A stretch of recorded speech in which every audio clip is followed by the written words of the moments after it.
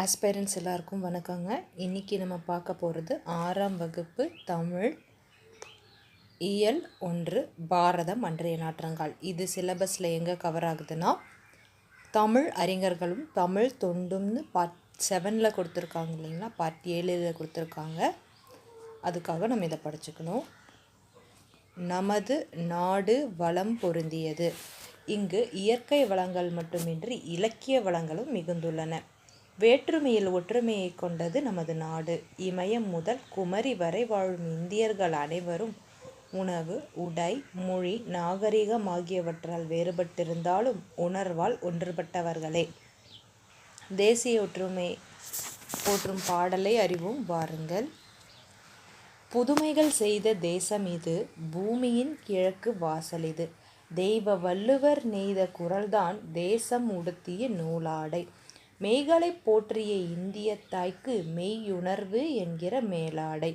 காளிதாசனின் தேனிசை பாடல்கள் காவிரி கரையில் எதிரொலிக்க, கம்பனின் அமுத கவிதைகளுக்கு கங்கை அலைகள் இசையமைக்க,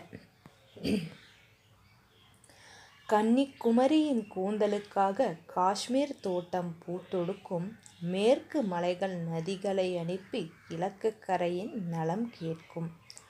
புல்வெளி எல்லாம் பூக்காடாகி புன்னகை செய்த பொற்காலம், கல்லை கூட காவியமாக்கி கட்டி நிறுத்திய கலைக்கூடம். அன்னை நாட்டின் அமுத சுரபியில் அந்நிய நாடுகள் பசி தீர, அண்ணல் காந்தியின் சின்ன கைத்தடி அறத்தின் ஊன்றுகோலாக, புதுமைகள் செய்த தேசமிது, பூமியின் கிழக்கு வாசலிது. தாரா பாரதி. சொல்லும் பொருளும் மெய், உண்மை, தேசம், நாடு. பாடலின் பொருள்: பூமியின் கிழக்கு வாசலாக திகழும் நமது இந்திய நாடு சில புதுமைகளை செய்த நாடு. திருக்குறள் நமது நாடணிந்திருக்கும் ஆடையாக விளங்குகின்றது. உண்மைகளை போற்றும் இந்திய தாய்க்கு மெய்யுணர்வே மேலாடையாக விளங்குகின்றது. உண்மைகளை போற்றும் காளிதாசர் இயற்றிய இனிமையான பாடல்கள் காவிரி கரை வரை எதிரொலிக்கின்றன. கம்பரின் அமுதம் போன்ற கவிதை வரிகளுக்கு கங்கை ஆற்றின் அலைகள் இசையமைக்கின்றன. குமரி முனை ஆகிய கன்னியின் கூந்தலுக்காக காஷ்மீரத்து மலர்கள் மாலையாக தொடுக்கப்படுகின்றன.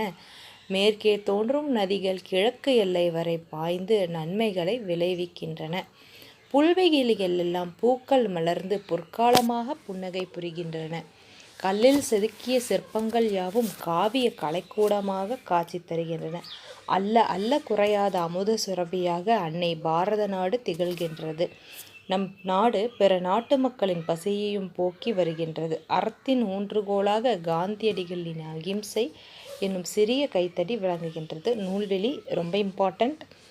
தாரா பாரதி, இயற்பெயர் ராதாகிருஷ்ணன், கவி ஞாயிறு இவரோட அடைமொழி. இவர் எழுதிய நூல்கள்: புதிய விடியல்கள், இது எங்கள் கிழக்கு, விரல் நுனி வெளிச்சங்கள். சரிங்களா, இது தாரா பாரதியோட கவிதையிலேருந்து வந்திருக்கிறது. ஓகே, நமக்கு மெயினாக என்ன தெரியும்னா, தாரா பாரதியோட இயற்பெயர் ராதாகிருஷ்ணன். ராதாகிருஷ்ணன் யாருடைய இயற்பெயர் அப்படின்னு கேட்பாங்க. அப்போ தாரா பாரதி. இவரோட கவி ஞாயிறுன்ற அடைமொழியால் குறிக்கப்படுபவர் யார்? அது இன்னொரு கொஷின். இவரோட நூல்கள்: புதிய விடியல்கள், இது எங்கள் கிழக்கு, விரல் நுனி வெளிச்சங்கள். சரிங்களா, இந்த வேர்ட்ஸ் எல்லாமே கம்ப்ளீட்டாக பார்த்துக்கோங்க. அடுத்தது புக் பேக்.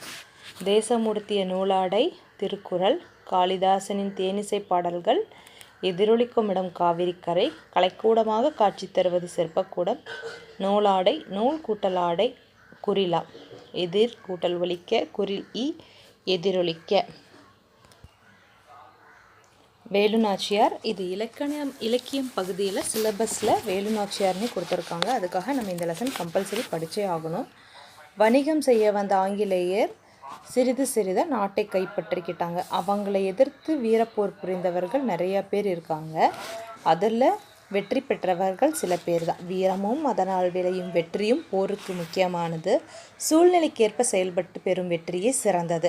விடுதலை போரில் ஆண்களுக்கு நிகராக செயல்பட்டு வெற்றி வாகை சூடிய பெண்களுள் ஒருவரை பற்றி அறியலாம். ராமநாதபுரத்தை ஆட்சி செய்த செல்லமுத்து மன்னரின் ஒரே மகள் வேலுநாச்சியார். தாய்மொழியாகிய தமிழ் மட்டும் இல்லாமல் ஆங்கிலம், பிரெஞ்சு, உருது மொழிகளையும் சிறப்பாக கற்றிருந்தாங்க. சிலம்பம், குதிரையேற்றம், வாள்போர், வில் பயிற்சியையும் முறையாக கற்றிருந்தாங்க. சிவகங்கை மன்னர் முத்து வடுகநாதரை மணந்து மகிழ்ச்சியோடு வாழ்ந்து வந்தார். காளையார் கோயில் நடைபெற்ற முத்துவடுகநாதர் ஆங்கில படையுடன் போரிட்டு வீரமரணம் அடைந்தார். வேலு நாச்சியார் ஆங்கிலேயர் வென்று சிவகங்கையை மீட்க உறுதி பூண்டார். திண்டுக்கல் கோட்டையில் தங்கி ஒரு படையை திரட்டி பயிற்சி அளித்தார். இப்போ நம்ம படித்த பேராலேருந்து ஒரு சில கொஷின்ஸ் கேட்குறேன், ரீகால் பண்ணிக்கோங்க. வீடியோ பாஸ் பண்ணிவிட்டு கமெண்ட்டில் சொல்லுங்கள்.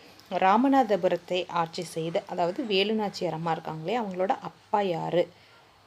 வேலு நாச்சியாரோட அப்பா பேர் என்ன? அவங்கள் மனம் முடித்த மன்னரின் பெயர் என்ன? ஒரு போர் நடந்தது, அது என்ன போர்? எந்த இடத்துல நடந்த போர்? சிவகங்கையை மீட்கிறதுக்காக ஒரு இடத்துல தங்கியிருந்தாங்க வேலு நாச்சியார் அம்மா, அது எந்த இடம்? ஓகேங்களா? இந்த 4க்கும் வீடியோ பாஸ் பண்ணிட்டு கமெண்ட்டில் சொல்லுங்கள். 8 ஆண்டுகளுக்கு பின் திண்டுக்கல் கோட்டையில் ஆலோசனை கூட்டம் ஒன்று நடந்து கொண்டிருந்தது. கூட்டத்தின் நடுவே வீரமங்கை வேலு நாச்சியார் அமர்ந்திருந்தார். அவரை சுற்றி அமைச்சர் தாண்டவராயர், தளபதிகளாக பெரிய மருது, சின்ன மருது மற்றும் குறுநில மன்னர்கள் சிலர் இருந்தனர். நாம் சிவகங்கை இழந்து 8 ஆண்டுகள் ஆகிவிட்டன. வேலு நாச்சியார் கவலையான சொல்கிறாங்க. கவலைப்படாதீர்கள் அரசியாரே, நாம் சிவகங்கையை மீட்கும் நாள் நெருங்கி விட்டதுன்னு அமைச்சர் சொல்கிறாரு. இந்த இனிய நாளைத்தான் நானும் ஆவலுடன் எதிர்பார்த்து கொண்டிருந்தேன். வேலு நாச்சியார். அப்போது வெளியே பெரும் ஆரவாரம் கேட்டது. மைசூரிலிருந்து ஹைதர் அலி அனுப்பிய படை வந்து விட்டது என நினைக்கிறேன், வேலு நாச்சியார் அம்மா சொல்கிறாங்க. அப்போது அறையின் வாயிலில் வீரர் ஒருவன் வந்து நின்றான். அரசியாருக்கு வணக்கம், மைசூரிலிருந்து 5000 குதிரைப்படை வீரர்கள் வந்துள்ளனர் அப்படின்னு சொல்கிறாங்க. அப்படியா, மகிழ்ச்சி, அவர்களை ஓய்வெடுக்க சொல், நான் பிறகு வந்து பார்க்கிறேன் அப்படின்னு வேலு நாச்சியார் சொல்கிறாங்க. ஹைதர் அலி உறுதியாக படை அனுப்புவார் என்று எனக்கு முன்பே தெரியும் அரசியாரே என்றார் அமைச்சர் தாண்டவராயர். எதனால் அப்படி சொல்கிறீர்கள்? நம்ம இருவரும் ஹைதர் அலியை சந்திக்க மைசூர் சென்றோம் இல்லையா, அப்போது தாங்கள் அவர்கிட்ட உருது மொழியில் பேசினாங்க. அப்போ அவரோட முகத்தில் பெரிய மகிழ்ச்சி தோன்றியதை நான் கண்டேன்னு தாண்டவராயனார் சொல்கிறாரு. நம் அரசியாரின் பன்மொழி அறிவு நமக்கு பெரிய நன்மையை தருகிறது, சின்னமருது சொல்கிறாரு. ஆம், நமது வீரர்களுடன் ஹைதர் அலியின் 5000 குதிரைப்படை வீரர்களும் வந்து சேர்ந்து விட்டனர். ஆகவே நாளை சிவகங்கை மீட்க புறப்படலாம்னு பெரிய மருது சொல்கிறாரு. என் கணவர் கொல்லப்பட்ட ஊர் காளையார் கோயில். எனவே நாம் முதலில் காளையார் கோயிலை கைப்பற்றுவோம், பிறகு சிவகங்கையை மீட்போம்னு வேலு நாச்சியார் சொல்கிறாங்க. எல்லாருமே அதை ஏற்றுக்கிறாங்க. அடுத்த நாள் காளையார் கோயிலில் வேலு நாச்சியாரோட படை புறப்படுது. ஆண்கள் படைப்பிரிவுகளுக்கு மருது சகோதரர்களும் பெண்கள் படைப்பிரிவுக்கு குயிலியும் தலைமையேற்றிருக்காங்க. வீடியோ பாஸ் பண்ணிவிட்டு நான் கொஷின் கேட்குறேன். அடுத்ததாக ஒவ்வொன்றுக்கும் வீடியோ பாஸ் பண்ணிட்டு ஆன்சர் பண்ணுங்கள். நாம் சிவகங்கையை எழுந்து 8 ஆண்டுகள் ஆகிவிட்டன. இந்த கூற்று யாருடையது? கவலைப்படாதீர்கள் அரசியாரே, நாம் சிவகங்கையை மீட்கும் நாள் நெருங்கிவிட்டது. இது யாருடைய கூற்று? அமைச்சர் பெயர் என்ன? தளபதிகள் இருவர், அவங்களுடைய பெயர் என்ன? அடுத்தது, அந்த இனிய நாளைத்தான் நானும் ஆவலுடன் எதிர்பார்த்து கொண்டிருக்கிறேன். இந்த கூற்று யாருடையது? மைசூரிலிருந்து ஹைதர் அலியா திப்பு சுல்தானா அனுப்பிய படை வந்து விட்டதுன்னு சொல்லியிருக்காங்க. அவங்க சொன்னது யார்? அங்கேருந்து படை அனுப்பினது ஹைதர் அலியா திப்பு சுல்தானா? அரசியாருக்கு வணக்கம், குதிரைப்படை வீரர்கள் வந்துள்ளனர் அப்படின்னு சொல்லியிருக்காங்க இல்லையா, 5000 குதிரைப்படை வீரர்கள் வந்துள்ளதுன்னு சொன்னது யார்? ஹைதர் அலி உறுதியாக படை அனுப்புவார்னு எனக்கு முன்னாடியே தெரியும்னு சொன்னது யார்? நாம்